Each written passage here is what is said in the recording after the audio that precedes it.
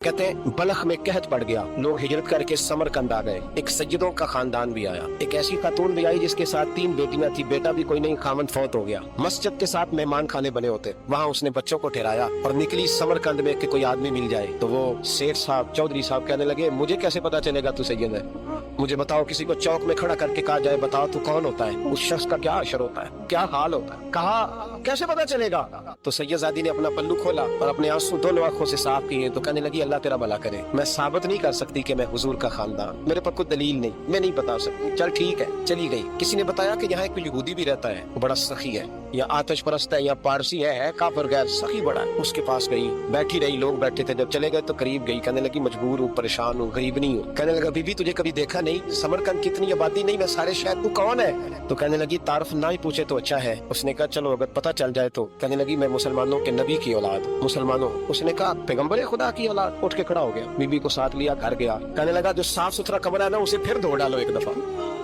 दफा फिर धो डालो। कमरा धुलाया, साफ कराया। फिर कहने लगा, बीबी मेरे बर्तन ज्यादा साफ सुथरे नहीं, मैं नए ना खरीद के ला दूं। फिर नए बर्तन लाया। फिर अपने बच्चों से कहने लगा, ऊंचा ना भूलना, ये सैयदा फातिमा की शहजादी आई, यहाँ कोई शख्स ऊंची बात ना करे। फिर कहने लगा, बीबी जो मेरा बिल्कुल तैयब और हलाल रिज़्क है ना, ये उसमें से लंगर है, लेकिन चूंकि मैं गैर मुस्लिम हूँ, मुझे सलीके नहीं आते, जैसा तैसा भी हो ना, इसे कबूल कर लेना। खातून को कहने लगा, ये घर है, जब तक जी चाहे यहाँ रहना, और देखना हो सके तो रात अपने नबी से सिफारिश करना, मेरा भी कोई मसला, मेरी भी कोई कबूलियत कहीं हो जाए। वो मुसलमान कहलाने वाला रात को सोया। कहते जन्नत सजी हुई है, लोग जन्नत में जा रहे हैं, लाइनें लगी हुई हैं, नबी पाक लोगों को जन्नत में भेज रहे हैं। मैं भी दौड़ के लाइन में लग गया, फरिश्ते ने मेरा बाजू पकड़ा, का पीछे हट। तो मैं दौड़ के हुजूर की बारगाह में गया, मैं हुजूर सारे जन्नत में जा रहे हैं, ये मुझे नहीं जाने देता। नबी पाक ने फरमाया, तू कौन है। कहा, या रसूल अल्लाह मैं मुसलमान हूँ। कहते हुजूर मुझसे फरमाने लगे, कोई दलील है तेरे पास, दलील है कोई तेरे पास। मैं चुप कर गया। फरमाया, मेरी बेटी है तेरे दरवाजे पर आ ही गई थी तो तू दलीलें पूछने लग गया था। मैं जा दौड़ जा। सवेरे आँख खुली तो गलियों में ढूंढता फिरता है, तलाश करता फिरता है, कोने कोने में जाता है, वो सादात का घराना कहाँ है। ढूंढते ढूंढते उस गैर मुस्लिम के दरवाजे पे जाके पहचान लिया। तो कहने लगा, खुदा का वास्ता, जो तूने नौकरी की है ना, इनकी मुझसे 11 गुना ले ले, ये सादात का घर मुझे दे दे। तो कहने लगा, कल तू आता तो शायद बात और होती, आज बात और है।